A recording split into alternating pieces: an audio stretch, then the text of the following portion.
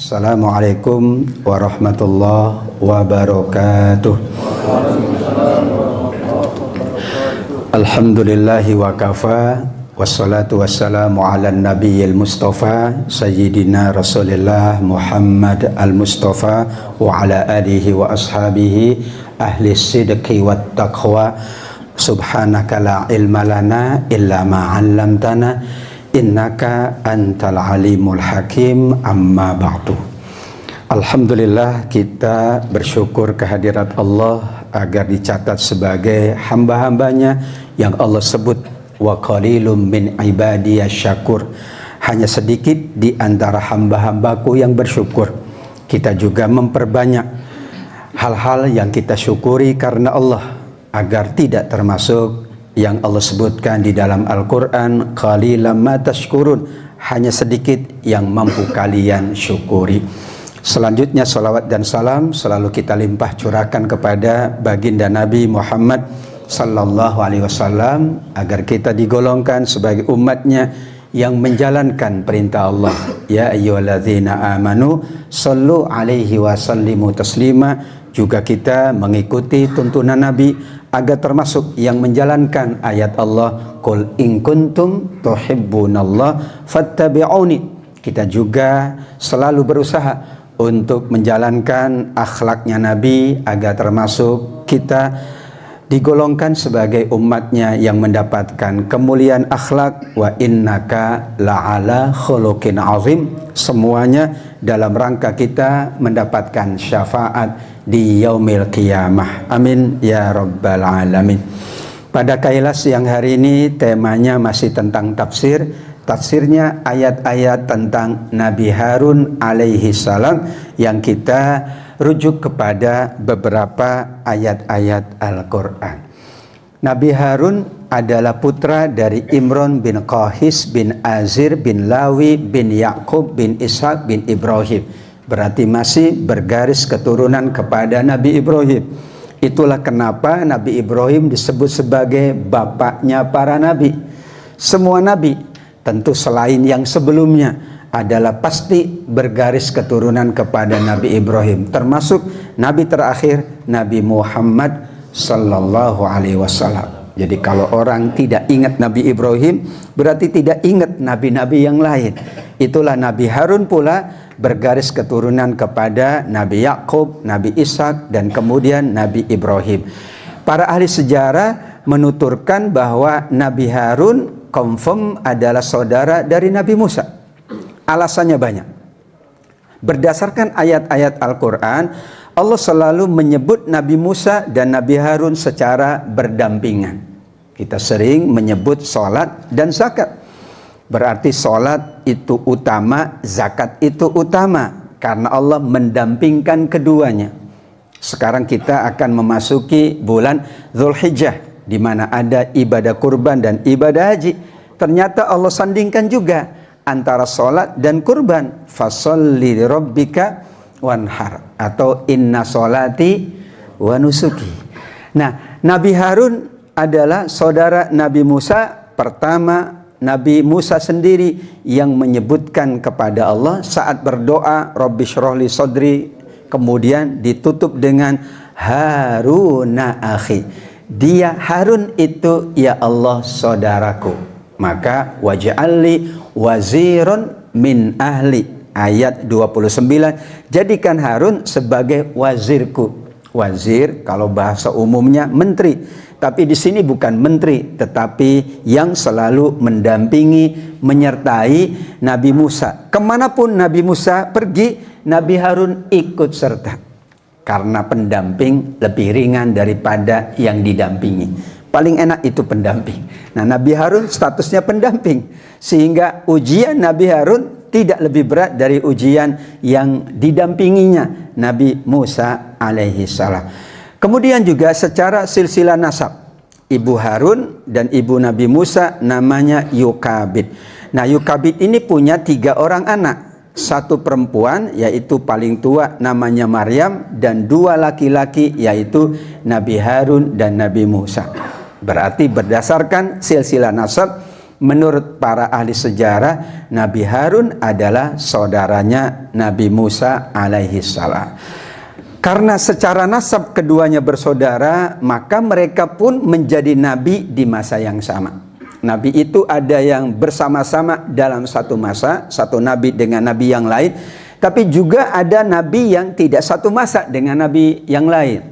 Nabi Ibrahim itu satu masa dengan nabi tidak ada, karena beliau adalah merupakan bapaknya para nabi. Kemudian misalnya Nabi Harun satu masa dengan Nabi Musa. Nabi Musa pun tidak satu masa, tetapi pernah bertemu dengan Nabi Syuaib. Nabi Musa pernah bertemu dengan Nabi Syuaib, tetapi Nabi Syuaib lebih senior dari Nabi Musa. Dalam ilmu tentang akidah kita meyakini para nabi, maka nabi itu ada yang Allah utus satu tempat, satu masa, 1, 2, 3 orang nabi. Tapi ada yang memadai satu umat atau satu kaum diutus satu nabi.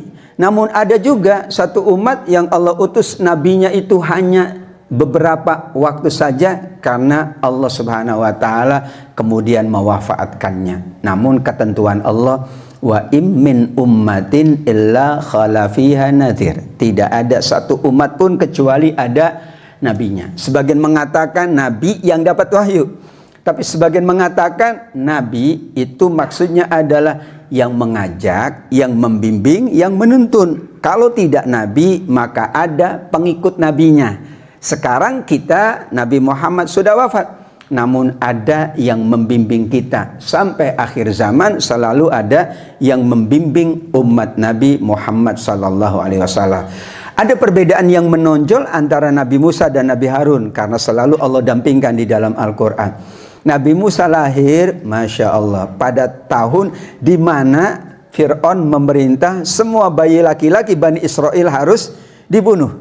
Namun Nabi Harun, alhamdulillah, lahirnya adalah pada saat di mana Fir'aun justru membiarkan bayi laki-laki itu hidup dari kalangan Bani Israel. Maka beliau itu sebetulnya Fir'aun mengeluarkan perintahnya secara selang dan seling. Tahun ini tahun kematian bayi laki-laki, tahun depan tahun kehidupan bayi laki-laki. Dulu kita fahamnya ketika belajar tentang Nabi Musa adalah semua bayi laki-laki. Iya, pada tahun itu memang itulah titah dari Fir'aun. Tapi kalau semua bayi laki-laki semuanya tidak ada yang hidup, siapa yang akan juga bekerja secara paksa? Karena yang akan bekerja untuk Fir'aun adalah juga para pekerja paksa. Karenanya tahun berikutnya itu Nabi Harun keadaannya sudah tenang. Beliau saat lahir malah dibiarkan hidup, karena nanti sekian banyak kalangan laki-laki Bani Israel dijadikan sebagai para pekerja paksa, rodi ya dan sebagainya. Kalau dulu dalam sejarah kebangsaan kita juga ada peristiwa rodi, pekerja paksa. Jadi tidak ada upah sama sekali, tidak diberikan haknya, semata-mata bekerja untuk keagungan Fir'aun. Disitulah ada satu momen di mana Nabi Harun mendapatkan kehidupannya lebih aman daripada saat Nabi Musa masih bayi. Itu perbedaan yang pertama. Demikian juga Nabi Harun itu sepenuhnya diasuh oleh ibunya dan di rumah. Kalau Nabi Musa lebih banyak diasuh oleh istrinya Fir'aun di istana.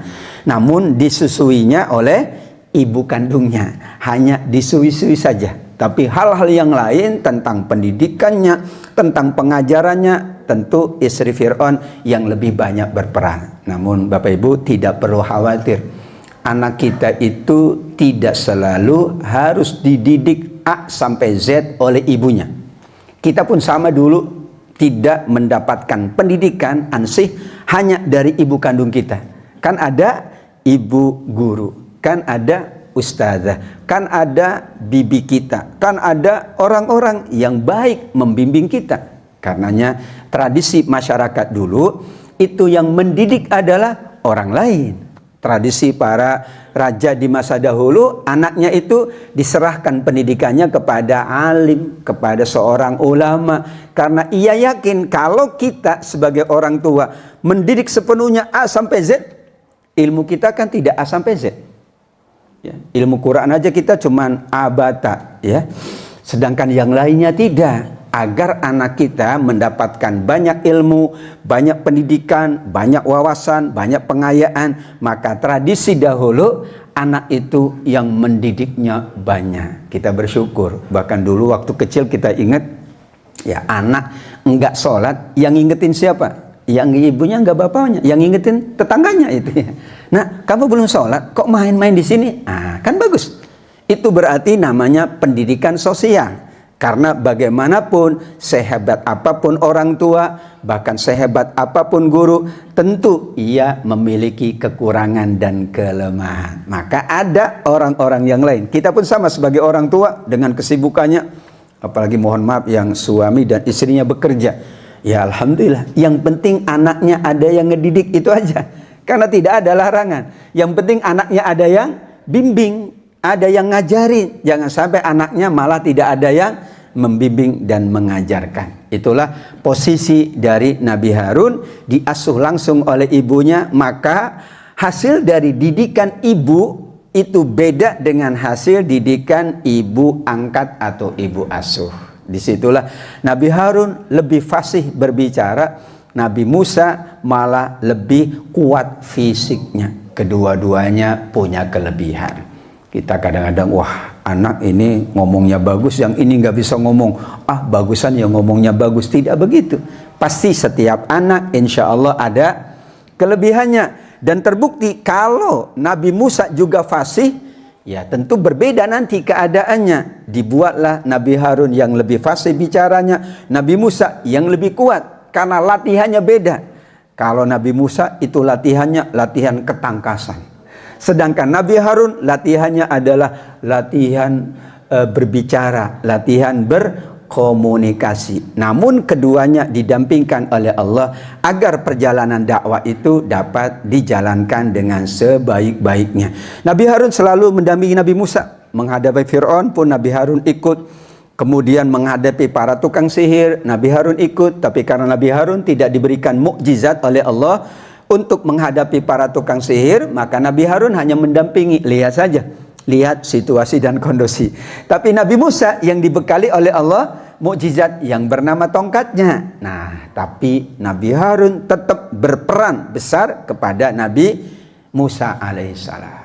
Mungkin kalau di keluarga suami dan istri, wah kayaknya peran istri saya enggak ada, itu cuman ngikutin saya kemana aja, dampingi, kondangan ikut gitu ya, melakukan perjalanan ikut, meskipun secara langsung tidak ada peran yang dapat dilihat, tapi yakin sebenarnya ada peran paling besar.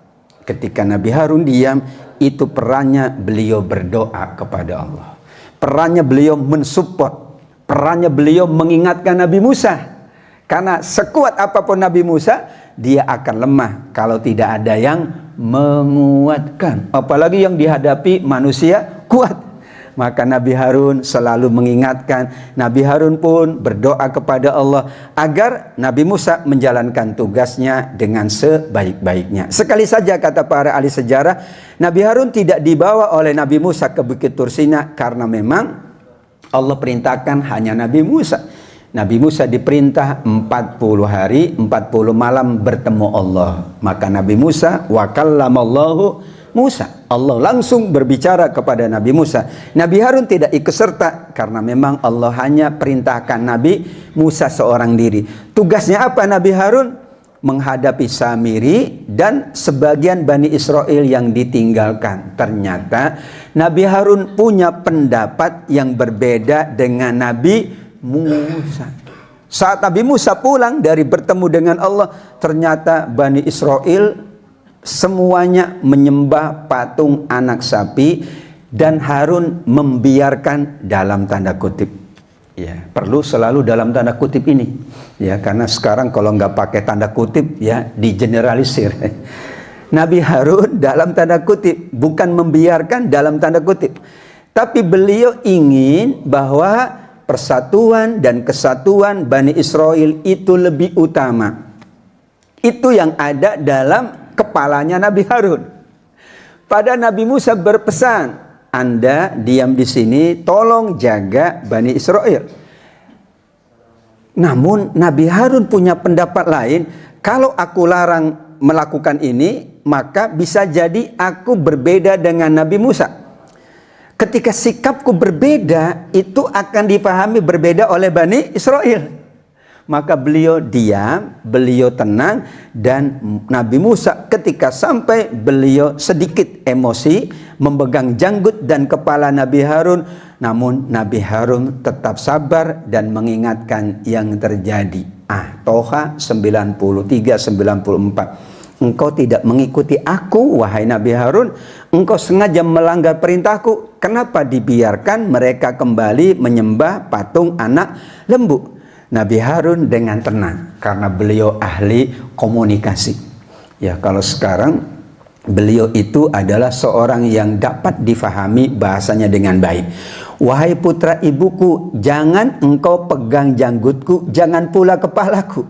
Aku khawatir engkau akan berkata, engkau telah memecah belah antara Bani Israel dan engkau tidak memelihara amanatku. Clear ya? Nabi Harun punya argumentasinya diterima.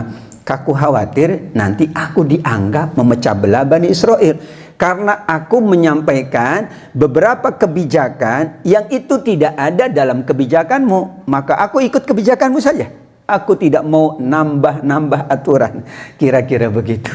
Disitulah kita tahu bahwa Nabi Harun tadi fasih lisannya. Nabi Musa pun tidak bisa melainkan ia setuju bahwa itu adalah keadaan yang berbeda. Hadirin wal hadirat yang dimuliakan oleh Allah, kalau kita rujuk ayat-ayat Al-Quran, Nabi Harun disebut oleh Allah di dalam Al-Quran sebanyak 20 kali. Tapi di berbagai surat yang sangat banyak. Hampir semuanya 1 kali saja.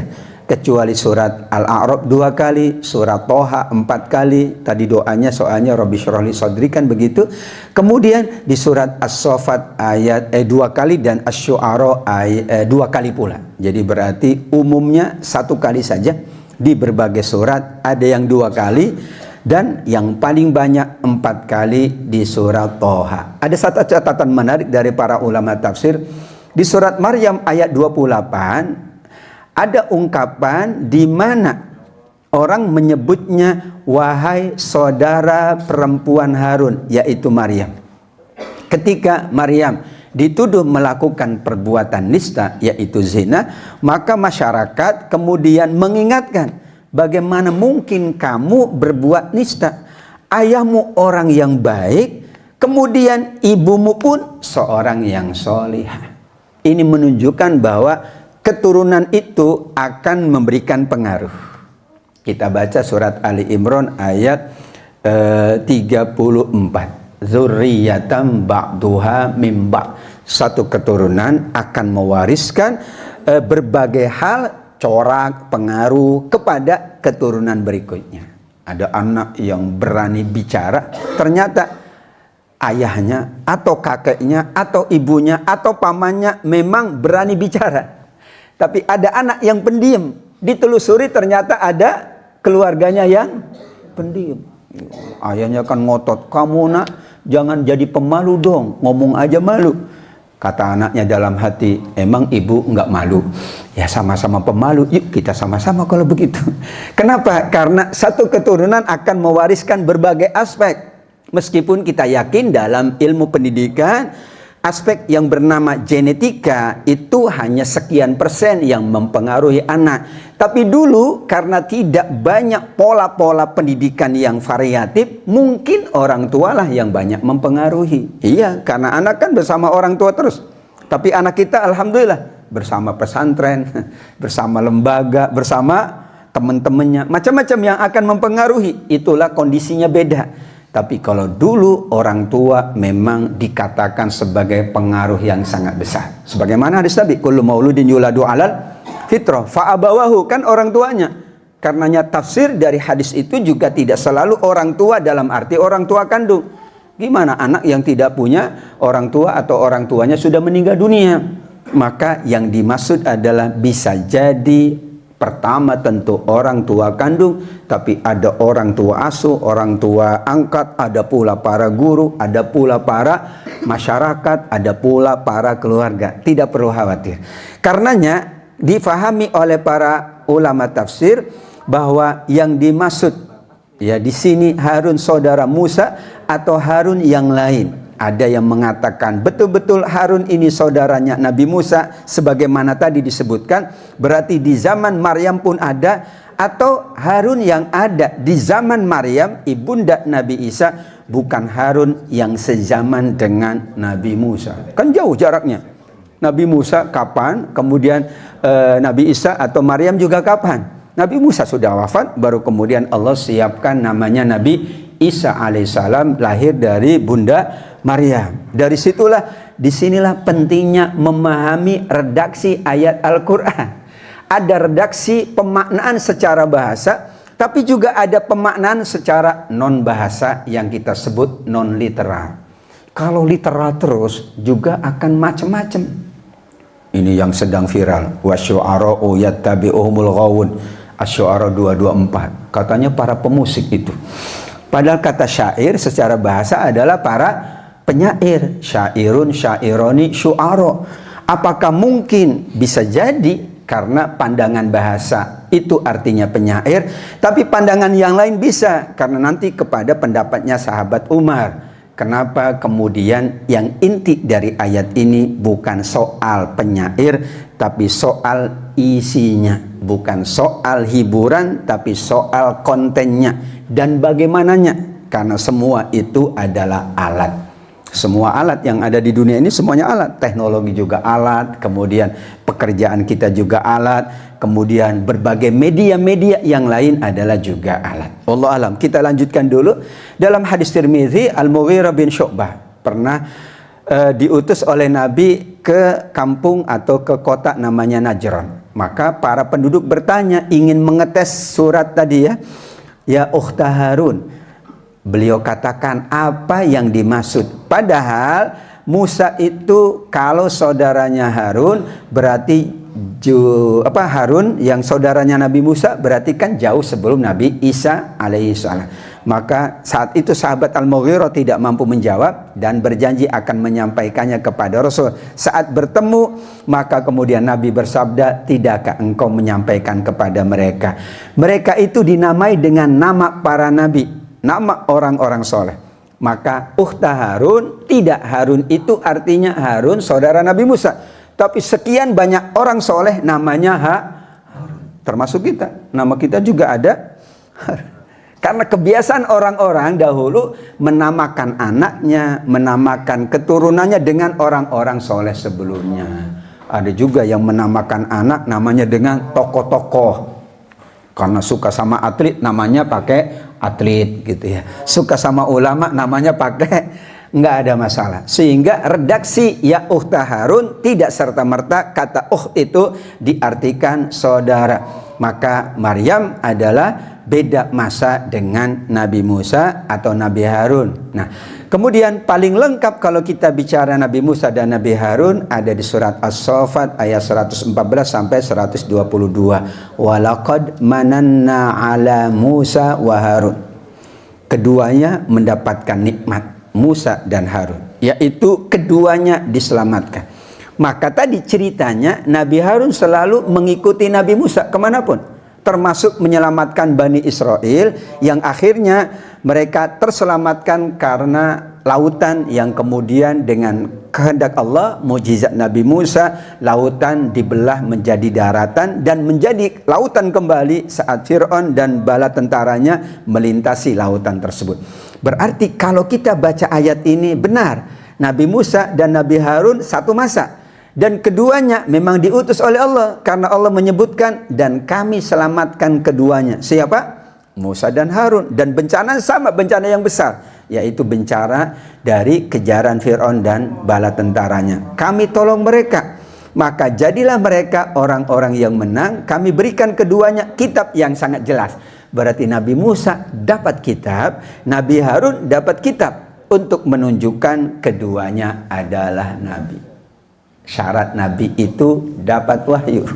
Jadi kalau ada yang ngaku nabi, kita tanya wahyunya mana. Selama nggak ada wahyu, dia bukan nabi. Dan wahyu tidak turun setelah Nabi Muhammad SAW wafat. Maka confirm Nabi Muhammad adalah nabi terakhir. Dua-duanya dapat kitab yang jelas, dan kami tunjukkan keduanya. Berarti Allah bimbing. Kalau bimbingan langsung itu berarti nabi. Kalau kita dibimbing secara tidak langsung, memang doa kita ihdinas siratal mustaqim. Tapi yang bimbing kita kan banyak. Termasuk majelis ilmu kan cara kita mendapatkan bimbingan. Kita dibimbing oleh Quran, oleh hadis, oleh para imam-imam mazhab, para ulama, para guru, sahabat-sahabat, orang tua, dan keluarga. Namun kalau khusus Allah yang membimbing, berarti mereka adalah para nabi. Dan kami abadikan di dalam Al-Quran pujian yang baik untuk orang-orang setelahnya, diakhiri dengan salamun ala Musa wa Harun. Keduanya Allah limpahkan keselamatan di dunia, dan Allah limpahkan keselamatan pula di yaumil akhir, karena keduanya akan berada di dalam surga Allah. Bapak Ibu, kalau nabi sudah pasti surganya. Kalau bukan nabi masih belum pasti. Tapi insya Allah sudah ada persyaratan yang terpenuhi. Tapi syarat dan ketentuan berlaku. Persoalannya yang memberlakukannya Allah. Jadi kita pun tidak tahu. Tapi yakinlah dengan menjalankan semua tuntunan, maka kita layak mendapatkan surga Allah Subhanahu wa Ta'ala, meskipun tanpa jaminan secara langsung. Kalau Nabi jaminannya secara langsung. Para sahabat dijamin oleh Nabi Sallallahu Alaihi Wasallam. Apa ibrah dari kisah Nabi Harun tadi? Nabi Harun itu sebagai rekan jauh lebih ringan dalam berdakwah daripada tokoh sentralnya namanya Nabi Musa. Namun pertemanan keduanya dalam suka dan duka. Pentingnya kefasihan lisan dan pendirian yang kuat. Nabi Harun lisannya fasih tapi pendiriannya juga kuat. Beliau tidak mau mengubah cara Nabi Musa mengajak Bani Israel atau membimbing mereka. Padahal 40 malam, 40 hari, ya, itu kesempatan Nabi Harun kalau ingin mengubah cara Nabi Musa. Oh, Nabi Musa kemarin dengan kekerasan, sekarang ini 40 hari aku kasih kelembutan. Sangat mungkin. Tapi Nabi Harun setia betul dengan Nabi Musa alaihi salam, maka beliau tidak mau mengubah. Bahkan dalam tanda kutip, ini bicaranya bukan tentang akidah ya. Artinya kok Nabi Harun membiarkan orang berbuat syirik? Enggak. Bicaranya adalah tentang konsep pertemanan, konsep persahabatan, konsep persatuan. Karena kalau sudah disepakati, kalau memang mereka setia, apapun bisa jadi dimaafkan oleh Allah. Dan banyak kisah di zaman sahabat. Sahabat itu berbeda, nggak ada masalah. Kenapa? Karena yang utama adalah persatuan atau kebersamaan. Ya, seringkali kita lupa dengan kebersamaan, malah perbedaan yang ditonjol-tonjolkan. Ini ibrah yang sangat besar. Harusnya kan dalam tanda kutip Nabi Harun pun akan melarang, ini musyrik, kamu jangan lakukan. Tapi yang diingat nanti bagaimana Nabi Musa alaihissalam. Meskipun kefasihan lisan menjadi ciri dari Nabi Harun, namun Allah kuatkan dengan pendirian yang kuat dan tegas, sehingga beliaulah dikatakan sebagai jubirnya Nabi Musa alaihissalam. Menjaga persatuan umat, itulah yang menjadi ibrah. Padahal yang dilakukan dalam tanda kutip oleh Bani Israel adalah perbuatan syirik. Hebat sekali itu ya fikih dakwahnya. Kita kalah banget itu. Ini persoalan akidah pun, kalau itu adalah bicara fikih dakwah, berbeda dimensinya. Bayangkan kalau sekedar perbedaan ibadah, karena dimensinya fikih dakwah. Dulu ada Wali Songo, berbeda cara berdakwahnya, bicaranya fikih dakwah. Karena ada yang semuanya harus dibawa kepada arah akidah. Padahal akidah sendiri ada perbedaan-perbedaan, tentu bukan pada tataran prinsip, tapi pada tataran-tataran yang non prinsip. Banyak sekali perbedaan-perbedaan yang ada. Sebagaimana kita memahami asma Allah, itu kan terjemahnya macam-macam itu. Al-Aziz ada yang maha perkasa, Al-Aziz ada yang maha kuat. Tidak ada masalah selama tidak mengurangi esensi dari makna yang utama. Dikisahkan Nabi Harun yang Nabi Musa marah mendatangi Nabi Harun, menarik janggutnya. Harun menjawab, "Hai putra ibuku, jangan kamu pegang janggutku, jangan pula kepalaku. Aku khawatir kamu akan berkata, kamu telah memecah antara Bani Israel dan kamu tidak memelihara amanah." Akibatnya, termasuk kita ini semuanya ada akibatnya ini. Ya, karena yang dipegang oleh Nabi Musa itu janggutnya langsung berwarna putih. Tapi kan tidak semuanya dipegang oleh Nabi Musa. Yang tidak dipegang tetap warna hitam. Maka jenggot yang sudah putih pernah dipegang Nabi Musa. Yang masih hitam berarti tidak pernah dipegang oleh Nabi Musa alaihissalam. Itu cerita saja. Tapi itu menarik oleh para ulama karena ya kan janggutnya tebal sekali. Ketika Nabi Musa pun, nah ini etika juga Nabi Musa. Nabi Musa dengan fisiknya yang kuat, tetap juga dia memahami etika. Wah, kalau beliau kan bisa aja langsung begini, kan pernah terjadi. Pada ketika di Mesir ada orang yang berantem, salah seorangnya diginiin sekali langsung masuk ke kuburan. Itu kalau Nabi Musa tidak punya etika karena dia menganggap aku fisiknya kuat, tentu melakukannya lebih dahsyat dari itu. Tapi beliau hanya sebagai isyarat saja. Maka dipegang setengahnya menjadi putih dan setengahnya tidak dipegang, maka tetap berwarna hitam. Wallahu a'lam. Terakhir setelah Nabi Musa dan Harun ada Nabi Yusha bin Nun, yaitu murid dari Nabi Musa yang pernah pula dibawa mendampingi beliau ketika mencari Khidir. Kita ingat Nabi Musa dan Nabi Khidir, di situ ada pendampingnya namanya Yusha. Nabi Harun pun pendamping Nabi Musa tapi berbeda keadaannya. Kemudian Nabi Musa pun pernah didampingi oleh Yusha bin Nun. Nabi Allah Subhanahu wa taala saat beliau akan bertemu dengan Nabi Khidir di pertemuan dua lautan. Saat itulah ada satu peristiwa yang sangat berat, yaitu harus menghadapi Raja Jalut yang perkasa. Maka Yusha pun karena beliau tidak sekuat Nabi Musa, maka beliau menunjuk Tolut dan semua masyarakat menolak. Namun kemudian Allah menunjukkan tanda-tandanya, Tolut bisa menghadirkan tabut. Tabut itu artinya adalah peninggalan-peninggalan keluarga Nabi Musa dan Harun. Jadi ujiannya, kalau kamu layak memimpin kami, engkau bawakan tabut. Ada yang mengatakan tabut itu kitab yang dulu digunakan oleh Nabi Musa dan Nabi Harun. Ada yang mengatakan semua peninggalan Nabi Musa dan Nabi Harun didokumentasikan dalam bentuk tabut. Nah, yang bisa mendatangkan itu berarti dia orang terpercaya. Ternyata yang bisa mendatangkannya adalah Tolut. Berarti beliau diterima sebagai salah seorang yang menjaga Bani Israel pasca Nabi Harun dengan Nabi Musa alaihi wassalam. Inilah ayatnya. Mereka mengatakan tanda ia akan jadi raja adalah Nabi mereka, yaitu Nabi Yusha mengatakan, kembalinya tabut kepadamu, di dalamnya ada ketenangan dari Allah dan ada peninggalan Nabi Musa, keluarga Nabi Musa dan Nabi Harun. Kalau sekarang kan peninggalan kita disimpan, tentu peninggalan yang berharga ya, dokumentasi penting, file-file penting itu disimpan. Maka ternyata Tolutlah yang bisa membawa itu.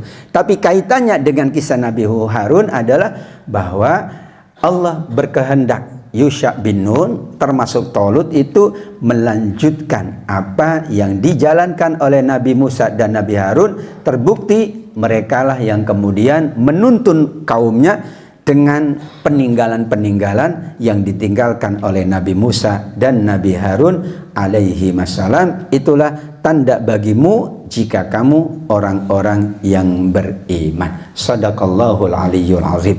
Demikian hadirin wal hadirat yang dimuliakan oleh Allah, beberapa catatan penting tentang ayat-ayat bicara tentang Nabi Harun. Banyak cerita yang menjadi hikmah, menjadi pelajaran.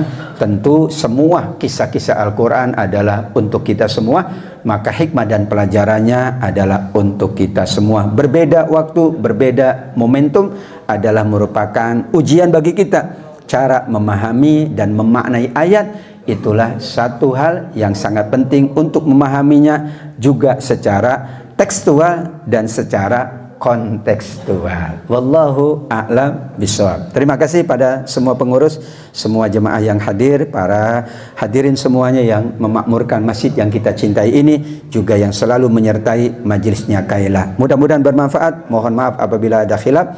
Usikum wa nafsi bitaqallah. Jika ada pertanyaan dipersilahkan. Wassalamualaikum warahmatullahi wabarakatuh.